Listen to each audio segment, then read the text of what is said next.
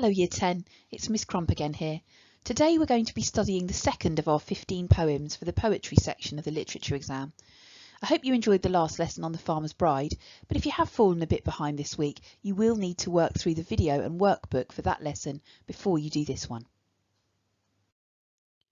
For today's lesson, you'll need your workbook, a pen and highlighters if you have them, and don't forget to mute your social media notifications so you can really concentrate. If you need to, press pause while you get your things, and when you're ready, press play to move on. I'd now like you to work through your do now. Press pause, answer the questions, and then press play to check your answers. A very typical example of a certain person or thing is an archetype. A joke based on different possible meanings of a word, or the fact that there are words which sound alike but have different meanings, is a pun. The spelling of words, according to how they sound, is phonetic spelling. Alliteration of C, R and G sounds is guttural. And a poem in the form of a speech or narrative by an imagined person in which the speaker inadvertently reveals aspects of their character while describing a particular situation or series of events is called dramatic monologue. Make sure that you revise your knowledge organiser to fill any gaps in your knowledge. Today we're going to be looking at one of your GCSE poems, Sing Song. We're going to be exploring and annotating the poem so it's ready for you to revise. We're going to practice writing a small part of an exam answer, and we're going to develop our understanding of layers of meaning. We're going to be using the same set of questions to guide us through our analysis as we did last lesson, so make sure you can see page 1 of lesson 7. We'll begin with the title and then our first reading, annotate for form, structure and language, think about deeper meanings, and then make some links with other poems. So let's start by looking at the title. How could the title of this poem be a pun? You're going to annotate the title with your ideas about what it suggests about the theme, tone and content of the poem. Press pause, complete the activity, and then press play to move on. Activity 3 is our first reading. Read through the poem and begin to form your interpretation. Press pause, read through the poem, complete the sentences for activity 3 and then press play to move on. Sing Song by Daljit Nagra. I run just one of my daddy's shops from 9 o'clock to 9 o'clock and he want me not to have a break, but then nobody in. I do-de lock, 'cause up de stairs is my newly bride. We share in chapati, we share in chutney, after we have made love like we rowing through Putney. Then I return with my pinny untied. The shoppers always point and cry, "Hey Sing, where you been? Your lemons are limes, your bananas are plantain. This dirty little floor need a little bit of mop in the worst Indian shop on the whole Indian road." Above my head, high heel tap the ground as my wife on the web is playing with the mouse. Then she netting 2 cat on her Sikh lover site. She booked 'em for the meat at the cheese of her price. My bride. She effing at my mum in all the colours of Punjabi, then stumble like a drunk, making fun at my daddy. My bride. Tiny eyes of a gun and the tummy of a teddy. My bride.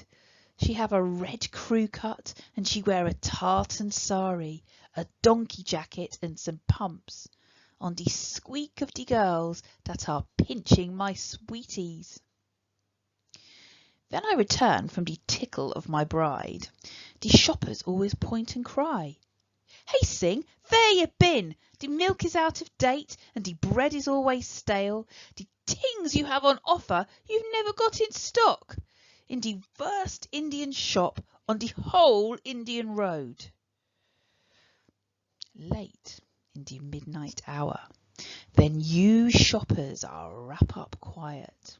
Then the precinct is concrete cool.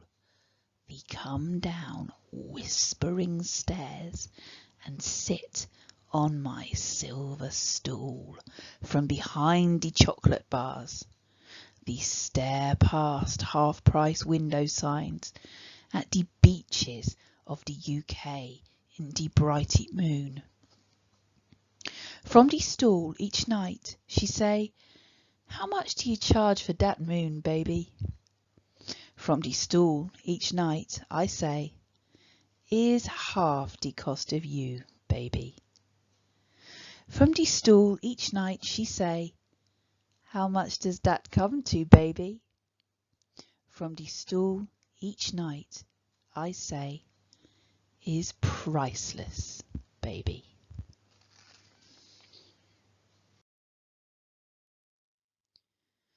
So, the speaker runs his father's shop. His father wants him to work all day, from first thing in the morning, from 9 o'clock until 9 o'clock. But of course, he would rather spend his time upstairs with his new bride. When he goes back down to the shoppers complain that it's dirty and he's got everything mixed up, like the lemons and the limes and the bananas and the plantains. And they say it's the worst shop on the whole of the Indian Road. Upstairs, though, he's thinking about his wife. He can hear her high heels tapping around. His wife sitting on the computer, on the internet, on a Sikh lover site. This would have been a matchmaking site that Sikh women in particular enjoy running, getting couples together and so on. And she's overcharging people basically for what she's doing. She looks very different from how you might expect a stereotypical Sikh wife to look, because she's got wearing a tartan sari, she's got a crew cut and a donkey jacket, which is like a workman's jacket. At night, the couple come downstairs into the shop and sit on the stool and look out of the window and have a romantic conversation. Like all your other set texts, you need to know about the context to help you understand the poems. Read through the contextual information in your booklets and answer the questions below.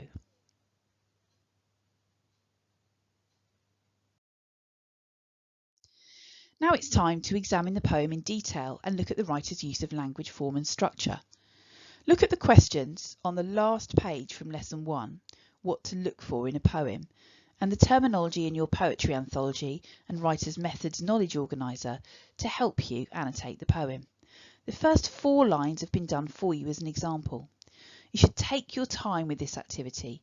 Press pause, complete your annotations, and then press play to move on.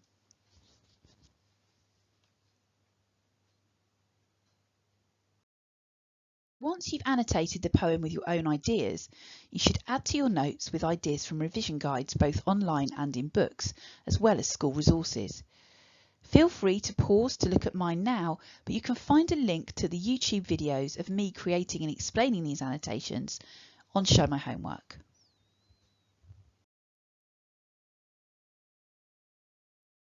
Now we're going to look at exploring meaning that's hidden beneath the surface, like in the iceberg. This time we're going to do it in a different way. So writers often communicate with us on many different levels, sometimes at the same time. One way to help us understand and explain this and uncover these deeper meanings is to break meaning down into 3 levels: literal, metaphorical and symbolic. Let's start with literal meaning. Have a look at the Literal Man cartoon. Try to explain why it's funny. Try to use the word literally in your explanation. Press pause, complete activity 6, and then press play to move on.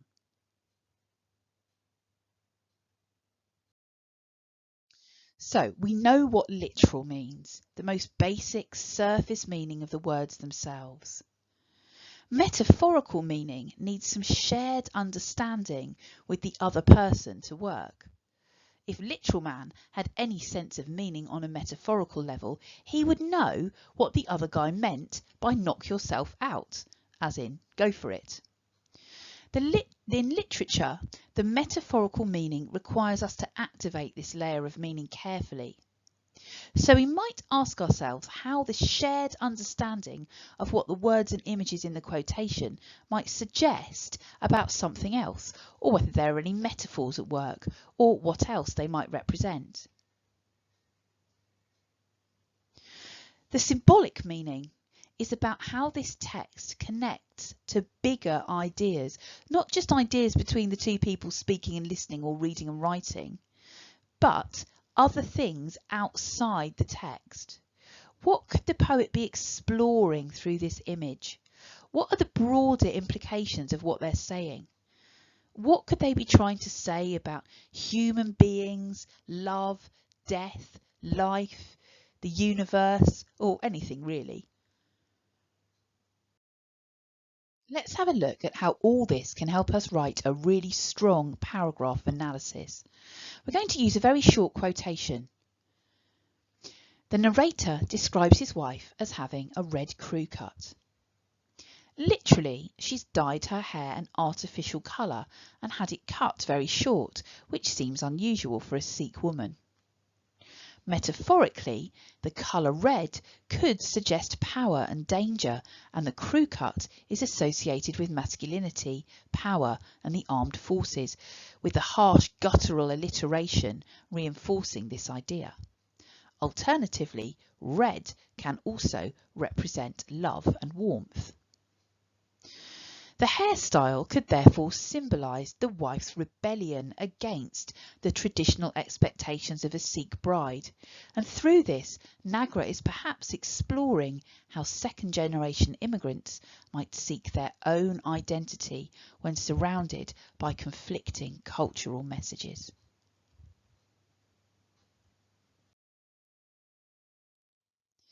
For your final activity today, I'd like you to have a go at creating an LMS analysis paragraph of your own. Begin by annotating the quotation and then complete the sentences below it. Press pause, complete the activity, and then press play to move on. This quotation comes from the last part of the poem, when the speaker and his wife come down into the shop at night. Through the eyes of the couple, this is now a romantic destination with references to midnight and whispering stairs and the moon. In this section, literally, the speaker is sitting down on the stool behind the counter with his wife. Metaphorically, as a precious metal, silver can represent wealth and possibly the romance associated with silver jewellery, suggesting that their love transforms their seemingly dull environment into somewhere very special. The sibilance in silver stool creates a soft, romantic atmosphere, and the reference to chocolate, also associated with the giving of gifts, adds to this. Their position behind the bars could represent the sense of feeling trapped. Symbolically, Nagra could be exploring the idea that second-generation immigrants, meaning people whose parents came to the UK but who were born and grew up here, may feel trapped within cultural expectations and stereotypes. However, the end of the poem suggests that for them, their love is what will help them to escape from these confines and find their own true selves. Next lesson, we'll be moving on to look at another love poem, Love's Philosophy. But for now, I'll leave you to reflect on some of the ideas that Singh Song has raised for you.